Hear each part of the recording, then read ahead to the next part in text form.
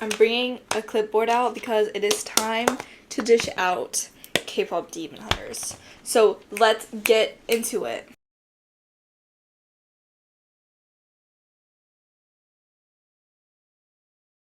So I have watched K-pop Demon Hunters like 100 times. Actually, honestly, I've watched it 3 times since it came out. And I have a lot to say. So the first thing we're going to dive into are all my... Actually, no. I'm going to give you a rundown on the movie so you know what it's about, and if you already watched it and you're confused, hopefully this will clarify it for you enough. So basically, there are 3 girls that are the demon hunters, and in every generation there are new demon hunters that are picked. And their job is to basically seal the Hanmoon through their music that reaches other people, and the people are supposed to like connect to the music and stuff like that, kind of. That was not the best explanation, but I think you get what I'm saying. Right, so their voices essentially power the Hanmoon, right? And then there's the demons, which are, they tear up the Hanmoon and they're trying to get as many souls as possible. And the Demon King is Guima, and the way he reaches all these demons is, or all these souls, is by getting in their heads and making them doubtful, making them fearful, giving them anxiety, telling them you're not good enough, or you could give your family anything you want if you make a deal with me. And that is how he gets their souls, which is how he got Jinu's soul.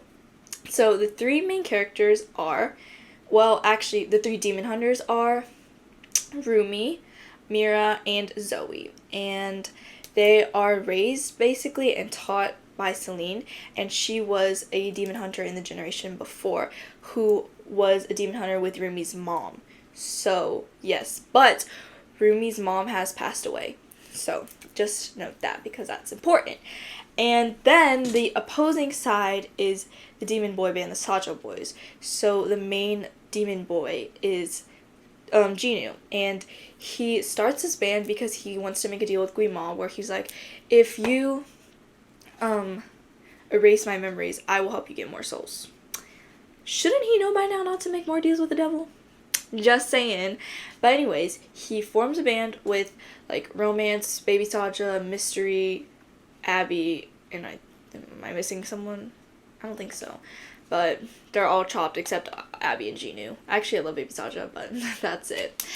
And so yeah, they're trying to take Huntrix's fans. Huntrix is the name of the most recent Demon Hunter group with the 3 girls I just mentioned. So yeah, and they're singing all that, whatever. And then Rumi, plot twist, is a demon, and she can't sing no more because her demon tattoos are spreading all over her.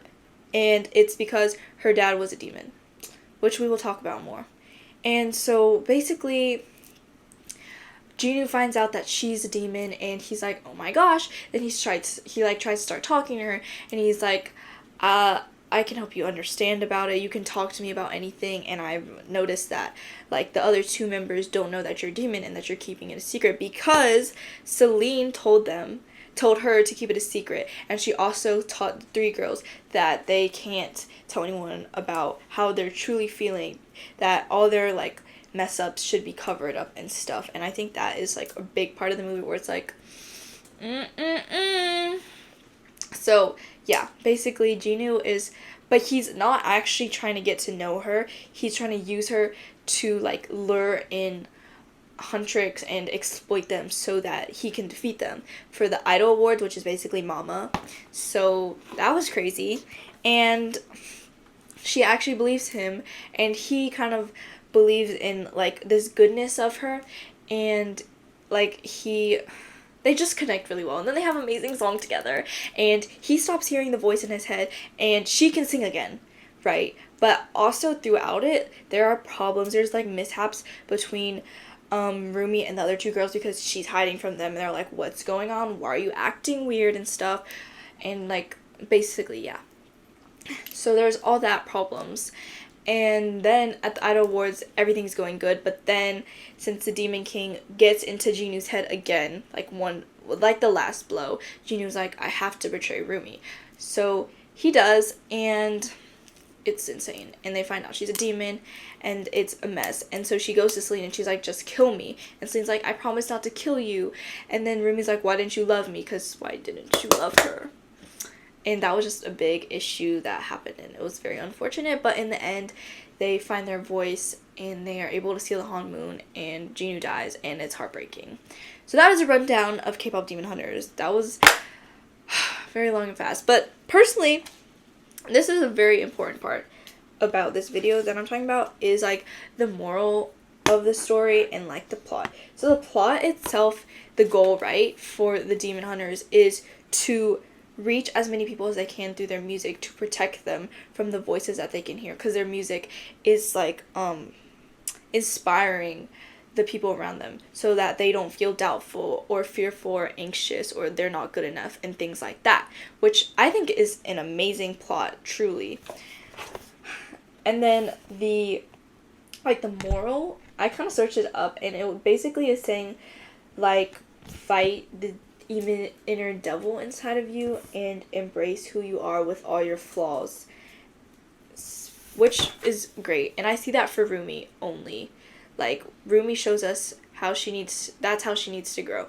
But for the other demons, hide away, because no shot for you. But yeah, that is a rundown of the movie, and now let's get into my issues with it. Okay, I'm not saying that this movie has a lot of problems. There are just some things I was just like, if we fix this movie would be magnificent. So let's talk about it. So first of all, why did my man Jinu die?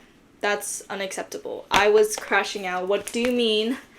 The hottest animated boy in the world is dead now. He better be alive in the next movie. He has to be.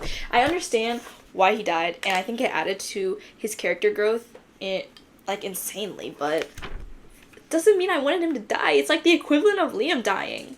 Like, it added to the plot, it made sense, but didn't want it to happen. I'm talking about Liam Ari from Fourth Wing, by the way.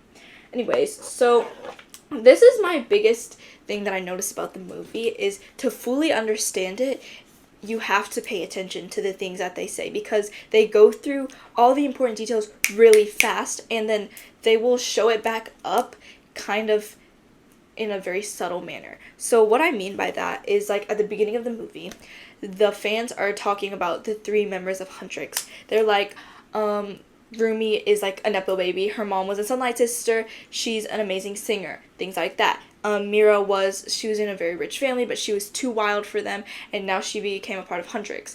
And Zoe, she's American, she's a machine, she's so cute, she writes all their songs, she raps, whatever. Goes through it very fast.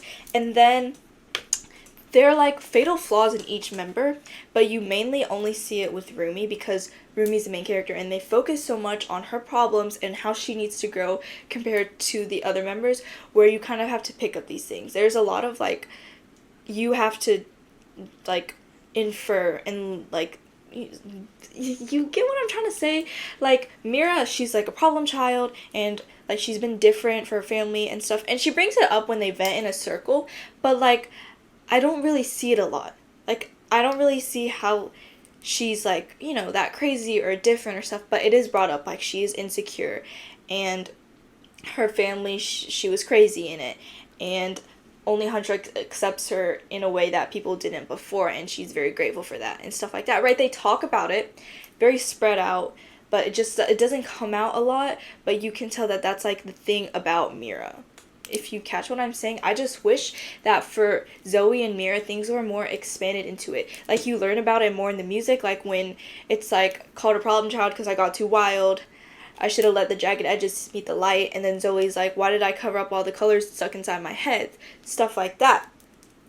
And I think that's like, that's it. That's all we get to learn about like Zoe and Mira. And I love both of them, but I just wanted to learn more about them. And I hope that explanation makes sense, because I was a little bit all over the place with that, but I tried to explain it as best as I could. So yeah, my just main thing was, I feel like the movie was really rushed. Like, I just wish they would slow down the plot a little bit. It was like bing, bang, boom. Each scene, something new happens, something, it's just like, how did we get from them hating each other to her being like, I know how I can save you? Girl, huh? I mean, I guess it's because, like, they were just talking more, and she was like, I kind of like this guy, and I feel bad for him because of his story, and he was like, wow, she's just so different for a demon. I guess, but we kind of needed more before we got to that place, because K-dramas, because you know they were trying to get that K-drama vibe, and K-dramas are crazy, and they take forever for them to actually fall in love, and majority of it is just them staring at each other, so, I'm just saying. Anyways, I also wanted to bring up, in addition to us not learning enough about the other Hundreds members, why did we only ever hear words come out of Jinu's mouth? Genuinely. Like, I know absolutely nothing about the other members, except that Baby Saja can drink the most hot sauce. That's it. And I wish I knew more, but they did not tell me. Okay. And then, mainly, there was a lack of expansion. Like, I already talked about that for the other members, but then they would just tell us something crazy and not show us, like, the backstory of it. The only person I think that we truly got to learn about and saw develop well was Jinu. Like, I understand Rumi, and there was a lot of focus on her, but how are you just gonna dump down that her dad is a demon, and her mom's dead and was a K-pop demon hunter? So you're telling me that Rumi's mom just got with the demon? Or, like, these are my theories. Okay, one, was she, like, taken advantage of by a demon, and then she died giving birth to Rumi? Because that would make sense, because it's giving Twilight, like, Bella can't handle giving birth to a vampire. Or, I don't even know. Like, and is that why Rumi's different? Like, what really makes Rumi a demon? I mean, she just seems very half-demon to me. All it is that she has patterns, and she can turn into claws, and when she screams, she gets a demonic voice. And she can break the Han Moon. And that's, like, about it. Like, versus other demons, they're just, like, they attack, and they try to eat souls, and they have Guima's voice. And she didn't have any of that, so I was just like, what? Like, is she gonna be condemned to the demon world for eternity, or is that only for regular demons? Or is she even half demon, or is she full demon? I don't really know. I'm not good at biology. Let's see. Those are just my main things. I was just like, huh? Oh, and at the end of the movie, how come we never got to see Celine again and see what happened to her and see if she grew? Because let's talk about the two villains that are in that movie. It is hands down Celine and Guima. Of course Guima is the villain. Like, he was painted as a villain, right? But, like, the twisted villain is definitely, like, Celine, because had Celine taught them and raised them a better way, I think that this whole situation could be avoided. Because why would you tell her to hide that she's a demon from the other two members? They're close enough, I feel like they would understand, hey, I was born this way. How? That would be so fake of them to be mad at her for being born that way. But when she explained to them that she was a demon, might I add, they were like, so you're a liar. I think they were more mad that she lied to them versus she didn't tell them. So, and Celine, why didn't you love her? How are you... And, like, Celine telling them that their faults and fears must never be seen, and they have to cover it up and mask it away. That is one of the biggest problems in the movie. And I wanted to see what would happen to Celine at the end. Maybe she'd learn, or see, like, the aftermath of the demon battle, but no, the movie just ends. They're like, I don't want to go on the couch anymore. Let's have it come back. That's it. That's what you're gonna end me on. End me on Jinu's death, and you not wanting to go on the couch. You need the hiatus, to be honest. Please go on it. But that's it for my issues with the movie. Other than that, let's talk about the goodies. Best movie of the year. Movie of the year, actually, hands down. I love that movie, okay? I know I just talked about, like, my problems with the movie for 7 minutes straight, but that doesn't mean I didn't love it, okay? Just because a movie has problems doesn't mean it's not amazing still, because the music, oh my gosh. I saw people comment better than Disney, like, as of lately, and I agree. That was beautiful, okay? Three or four of the K-pop Demon Hunter songs are, like, #1 on my Spotify right now. And the fact that they surpassed BTS blows my mind. That's crazy. And I would feel so cool if I was the producers of K-pop Demon Hunters. So, yes. I really loved Jinu and Rumi together. I love Rumi. I love the Soulja Boys. The characters are so lovable. The plot is awe-inspiring. Just, it was rushed, and I just wanted an expansion on other things. That's about it. Other than that, I adored the movie, and I did get a little annoyed with how, like, quirky and weird they were sometimes, like, the way they would eat. Girl, could we eat any neater, please? Or they would just be like, couch, couch, couch, couch, couch, and their facial expressions were very, like, very expressive, which I don't have a problem with, but sometimes it was just too much for me. I just didn't like that personally, but it's not like I'm beefing with it. But let me tell you my thoughts on the music. Like I just said, chef's kiss. I would say it's a mix of, like, if aespa and I have had a baby. aespa, more of their concept definitely matched with Huntrix, and then people say that Golden and I Am sound the same or similar. I wholeheartedly agree. So let me debrief let me rate the songs for you, okay? So coming at the bottom, actually no, I'll start from my top. So number 1, One and Only Free. I love Free. Free is amazing. It's such a good song. Such a good song. Like, I thought you were bad for me, but turns out you're good for me. Need that. Second is Golden. I love Golden, okay? I just called a problem child because I got too wild is, like, my favorite line. It's so iconic. You ate that up, Mira. And just, Golden is just beautiful. It is, if Huntrix was a real K-pop group, they would blow so many of these K-pop groups out of the water. They're showing all these companies how it's done. Did I eat with that? How it's done, done. Okay, 3, What It Sounds Like. That song needs more love because that song is so good. It's beyond me. Every time I listen to that song, I get the chills because I'm like, my girls are reuniting and they're figuring it out, and this is what we needed from the start. I'm just so happy with how it sounds like, and I love when they, like, have the golden, like, background music playing, and it sounds really pretty. 4th is Your Idol. Soulja Boys are the spitting image of ENHYPEN. They remind me of ENHYPEN so much, and I live for it, and I love Your Idol. It's so good. Jinu knows he's just so cutie. And then 5th is gonna be Soda Pop. Soda Pop is a good song, I just don't listen to it all the time. 6th is gonna be Takedown. Sometimes I like to listen to it, other times I don't. And then last is How It's Done. I don't like when it's, like, they're rapping and stuff, when they, like, put their makeup on in the sky and stuff. Just not my vibe. It's just not my favorite song. I love all the songs. Just Takedown and How It's Done aren't my favorites, but they're still really good.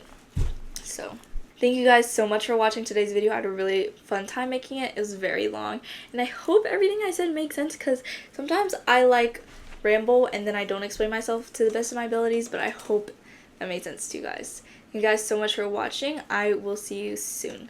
Mwah.